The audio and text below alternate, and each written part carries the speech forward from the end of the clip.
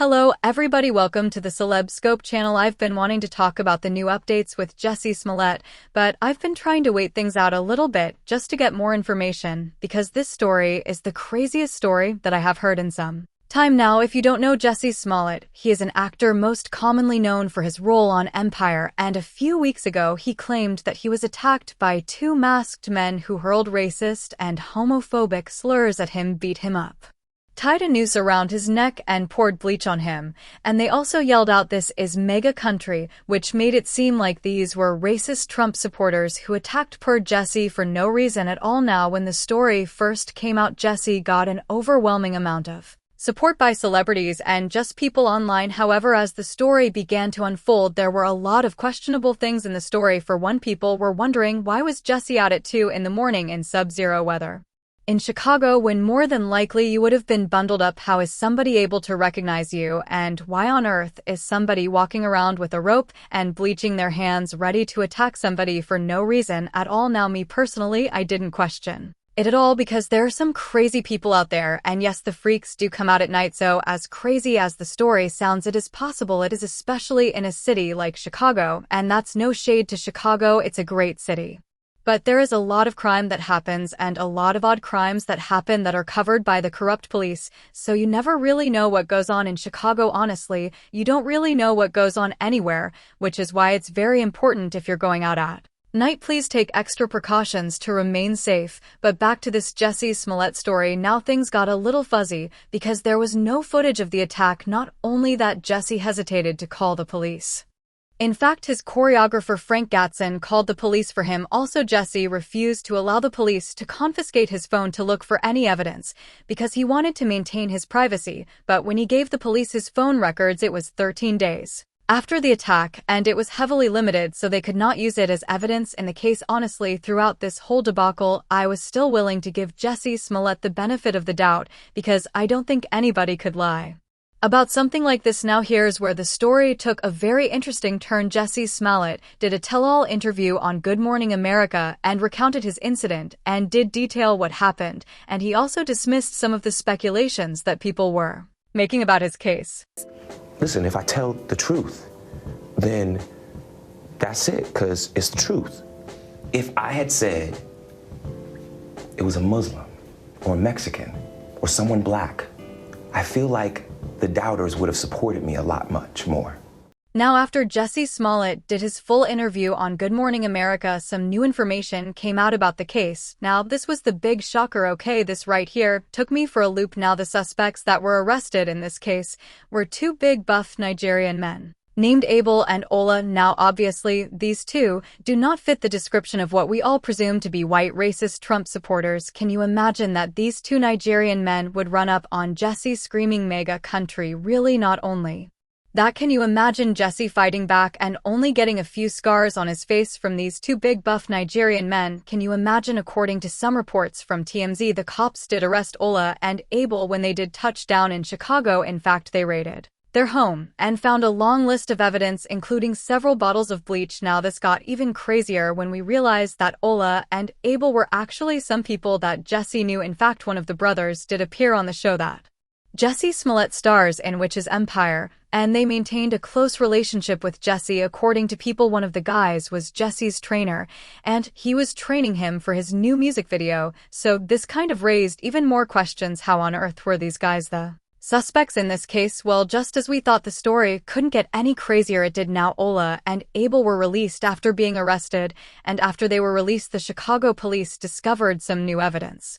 According to CNN, the Chicago Police Department believed that Jussie Smollett paid Ola and Abel to orchestrate an attack against him. Now, sources told CNN that there are records that show that the two brothers purchased the rope found around Jussie's neck in an Ace Hardware store in Chicago. Now, after the police interrogated Ola and Abel, they did make a conclusion that Jussie might have orchestrated this attack. After interrogating the two brothers, they found some evidence that points towards Jussie being behind his own attack. Jussie actually denies it and said he's upset and angered that people would even think that he would do something like that. But this whole situation does not look good for Jussie at all, and I'm hearing reports that his case will go before the grand Jury, so this is getting really serious. The police want him to come back for some more follow-up questions, so we're definitely waiting on some more developments. So we don't really know what's going on. The case itself is constantly being updated, so we'll have to wait and see what happens next. A few celebrities did have something to say about this case. Cardi B added her 2 cents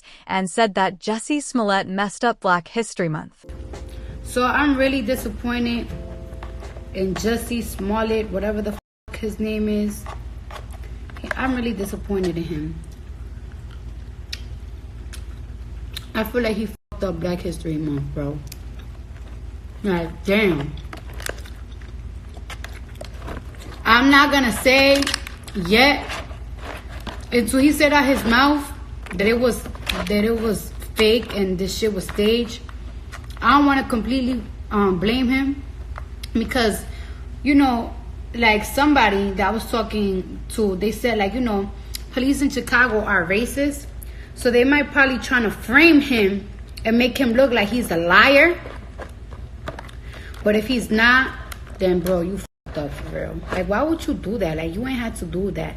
Then you gave fucking Donald Trump immunity to fucking laugh at niggas and shit. You make motherfuckers look bad. Brazy, bro. Because you know, I know something. You know why I don't want to give him the benefit of the doubt that he lied? Because I remember around, it was probably like 2 years ago, right? My cousin got into an argument with this boy, with this guy, like road rage. And my cousin got out of the car. And I got out of the car. And I'm always throwing shit. So I threw the guy a bottle of water. And the guy, he don't even want to fight my cousin. He want to really fight me. And I started bucking. So the police came and put me like in a headlock. They put me in a headlock, right? So I got on Instagram and said how they got me in a headlock. And since I went on Instagram, I had 12 coming to my home, personally coming to my home, calling my phone, leaving me letters saying that I have to speak to them. And then when I didn't speak to them, they went to my grandmother's house trying to harass my cousin and everybody to talk to them. And since I never gave a statement to the police, they put out a statement saying that I did it to promote my album. Mind you, my album wasn't even planned. This was when Bodak Yellow first came out. And on my daughter's life, in the name of culture, Kiari Cephas, no crosses count. With Jesus Christ could strike me, my daughter could die in my arms if I'm lying. Niggas really put me in a headlock because I was bugging out. But they didn't put my boy cousin in a headlock. They put me in a headlock. And because I didn't give out a statement, they put out a statement claiming that I was practically lying. So I don't want to, call Jussie Smollett a complete lie. But they do claim that they have evidence from both the brothers that they spoke. So I don't know. I want to see what else. I want to know. Because if he did that, he really fucked up, bro. This February, you have so many people standing for you. Like, why would you do that, bro?